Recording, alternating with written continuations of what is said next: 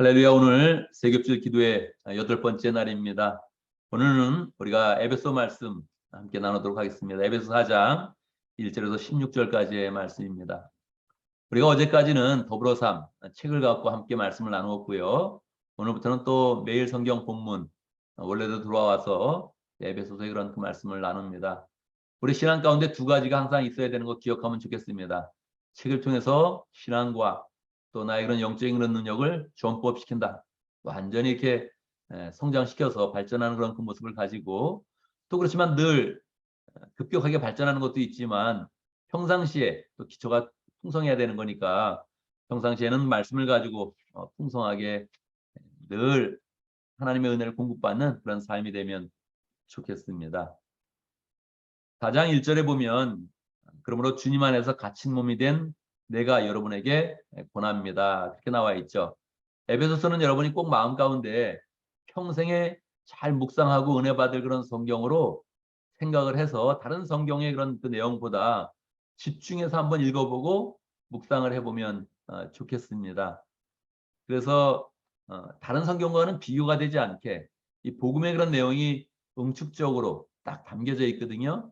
이 내용들을 잘 깨달으면 좋죠. 특별히 1장에서 3장까지는 교회론, 우리가 어떻게 교회가 되는지를 설명해 주는데 그 한 절 한 절을 묵상해봐도 참 좋습니다. 늘 마음 가운데 내가 에베소 말씀은 잘 이해해야지, 이런 그 마음으로 에베소 말씀을 대하면 좋겠습니다.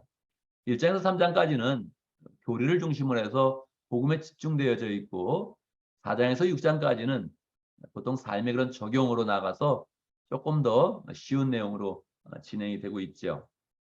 4장 1절에 보면 주님 안에서 갇힌 몸이 된 내가, 이렇게 시작되는 것은 바울이 어떠한 그런 상태를 보여줍니까? 로마 감옥에 있었다는 것을 보여주죠.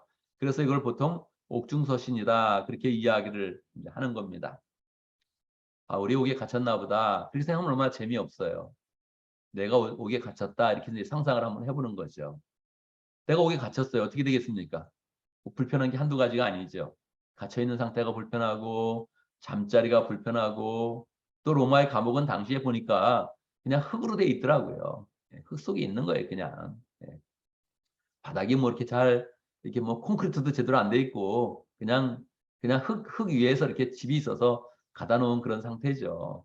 거기서 잔다고 생각을 해보세요. 당시에 천도 별로 없는 그런 시대인데 너무너무 어려운 그런 때죠. 그런데 오늘 내용에 보면 그런 어려움이나 개인적인 얘기가 전혀 없는 거예요. 왜? 너무너무 이 복음이 중요해가지고 복음을 응축적으로 막 지금 나타나고 있으니까 나 지금 오게 있는데 너무 힘들다, 그런 얘기가 없는 거예요. 물론 다른 성경에 그런 내용이 있는 게 있어요. 그런데 이 에베소서에는 없다고요. 그러니까 지금 바울의 그런 그 마음이 복음을 향해서 얼마나 강력하게 그렇게 지금 나가고 있는지를 우리가 알 수 있죠. 4장은 이제 권면이 시작되는 거니까 이제 권면을 합니다. 어떤 권면을 할까요? 겸손함과 온유함으로 깍듯이 대하십시오. 서로 그렇게 하라는 거예요. 오래 참음으로 사랑으로 서로 용납하십시오. 당시에 에베소 교인들이 받아야 될 그런 그 말씀이고, 우리 교회가 꼭 받아야 될 그런 그 말씀이죠. 서로 겸손함으로 온유함으로 깍듯이 대하고요. 오래 참음으로 사랑으로 서로 용납해야겠습니다. 3절에 보면 이제 우리가 하나다 하는 그런 내용이 나오죠. 성령이 여러분을 평화의 띠로 묶어서 하나가 되게 해주신 것을 힘써 지키십시오. 그리스도의 몸도 하나요, 성령님도 하나요, 하나님도 하나요, 다 하나다 하면서 이제 우리에게 가르쳐 주죠. 또 우리 교회가 이제 잘 받아야 될 그런 그 말씀인데, 여러분, 우리 교회는 하나 되지 못했었습니다. 우리 교회는 좀 더 나눠져 있었어요. 하나님이 이걸 볼 때 우리 가운데 돌덩이가 있구나, 그렇게 하면서 곽인성 목사님 통해서 알려주신 거죠. 하나 되지 못한 게 돌덩이입니다. 왜 하나 되지 못할까? 교만하면 하나 되지 못하고요. 잘난 척하면 하나 되지 못하고요. 오해하면 하나 되지 못하고요. 자기 혼자 마음이 상하면 하나 되지 못하고요. 열등감 있어도 하나 되지 못하고요. 하나 되지 못하는 그런 요인들은 굉장히 많죠. 우리 교회가 그러했다는 거예요. 3단계에 걸쳐서 하나님은 우리를 처리해 주셨고 또 인도해 주셨고, 지금은 하나 되는 그런 과정으로 나가고 있습니다. 할렐루야. 하나 되지 않고서는 절대로 부흥으로 나가지 못합니다. 하나 되지 않고서는 절대 축복받지 못합니다. 하나님이 하나 되어야 된다, 우리에게 강력하게 이제 말씀하시죠. 하나 됩시다. 할렐루야. 하나 되는 그런 그 마음이 중요합니다. 하나됨을 놓치면 다 놓치는 거예요. 신앙도 놓치고 성장도 놓치고 부흥도 놓치고 축복도 놓치고 은혜도 놓치고 사랑도 놓치는 거예요. 반드시 하나 돼야 된다. 거기서 목장을 통해서 우리에게 보여준 돌덩이죠. 돌덩이. 우리 안에 돌덩이가 있다. 이 돌덩이가 뭡니까? 하나 되지 못하는 거죠. 이거를 잘 청산해야 되는데 완전히 좀 잘 청산해서 나아가고 있습니다. 할렐루야. 하나됨으로 잘 우리가 이제 나가야 되죠. 그런데 하나됨으로 나갈 때는 반드시 다시 한번 다양성을 또 강조를 하는 것입니다. 이 하나됨을 추구하다가 하나가 됐으면 그 다음에는 다양성으로 발전하는 거예요. 이게 성경의 원리고 신앙의 원리고 공동체의 원리입니다.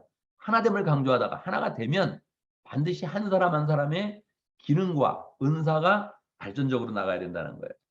그런데 사도 바울은 이거를 너무너무 탁월한 그런 영감으로 우리에게 설명해 주는 거예요. 7절.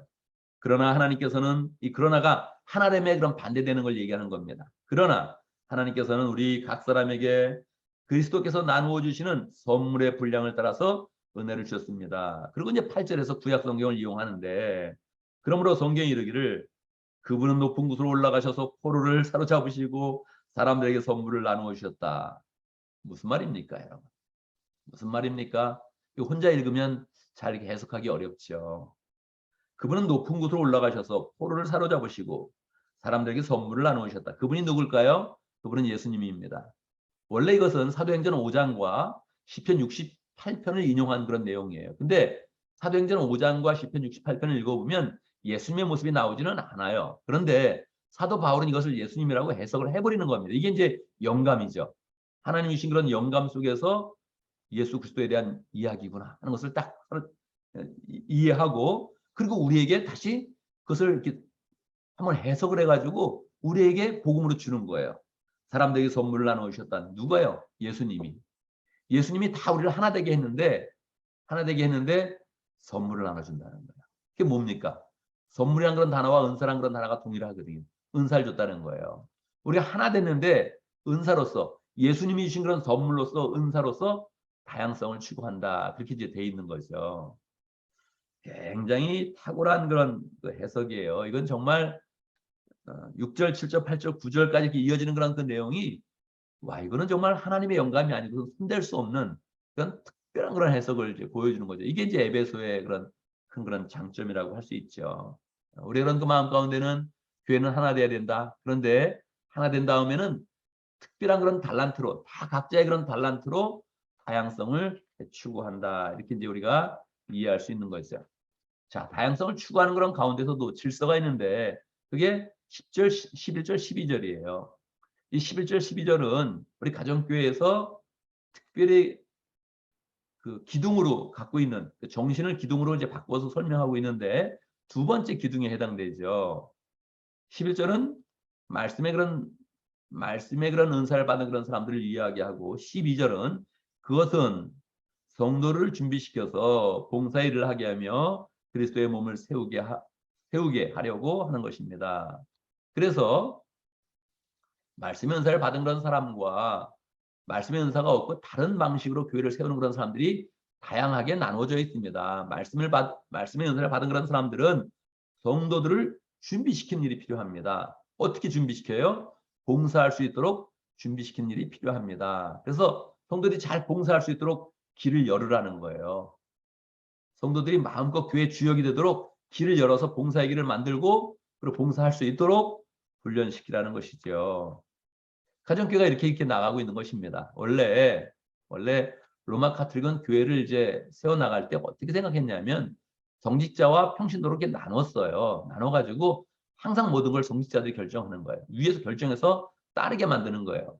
그것도 한편에서는 질서가 있고 또 사람들에게 순종하는 그런 자세를 가리키기 때문에 뭐 장점이 있을 것입니다. 그런데 보통의 그런 사람들, 일반 사람들을 교회의 그런 사이드로 밀어냈다는 게 너무너무 결정적인 그런 단점입니다. 우리 가정교회는 성경대로 나가자, 성경이 가르치는 대로 나가자 이러한 원칙하에서 성경에서 교인이 주역이 되라고 하는구나. 교인이 선수이며 교인이 주인공이구나 하는 것을 명확히 나타내니까 이 방식으로 우리가 목회해야 된다. 이것을 이제 같이 공유하고 가정교회 그런 중요한 정신으로 이제 나아가고 있습니다. 그래서 우리의 마음 가운데 내가 교회 그런 주역이다. 어떤 부분에서 봉사하는 면에서 교회를 세워가는 그런 면에서 나의 그런 봉사를 통해서 교회를 나는 세워가는 주역이다. 이런 그 마음들을 잘 갖는 것이 중요하다는 것입니다. 이게 하나됨과 다양성과 그리고 다양성에서 은사를 통해서 교회 주역되는 그런 그 내용으로 이렇게 흐름으로서 이렇게 이어가고 있다는 게 굉장히 중요한 거예요. 13절에 보면 우리가 이렇게 교회를 세워갈 때 어느 수준으로 세워가나 그리스도의 충만하심에 경지에까지 다다르게 됩니다. 이렇게 표현했고 다시 또 15절에서도 그리스도에게 다다라야 합니다. 이렇게 이야기를 했고 16절에서 보면 각 지체가 그 맡은 분량대로 활동함을 따라서 몸이 자라나며 사랑 안에서 몸이 건설됩니다. 그렇게 표현됐죠. 이 몸이 무엇입니까? 교회를 이야기하는 거죠. 하나님의 그런 교회, 예수님의 몸된 그런 교회가 계속 사랑 안에서 자라나서 건설된다. 그래서 하나님이 가장 원하시는 그런 또 모습까지 자라날 것이다. 그렇게 우리에게 이야기해주고 있는 것입니다. 이러한 마음들을, 이러한 그 내용들을 우리가 그 마음 가운데 잘 이렇게 가지면서 그래, 내가 주 안에서 잘 권면을 받는데 하나됨을 권면받고 교회를 통일되게 만들고 항상 통일되게 만들고 하나된 그런 그 마음을 갖고 그 안에 다양성을 가져서 나는 은사를 풍성히 펼치는 그런 가운데 하나님이 원하시는 수준까지 발전하고 충만하겠다. 이렇게 마음 먹으면 좋겠습니다.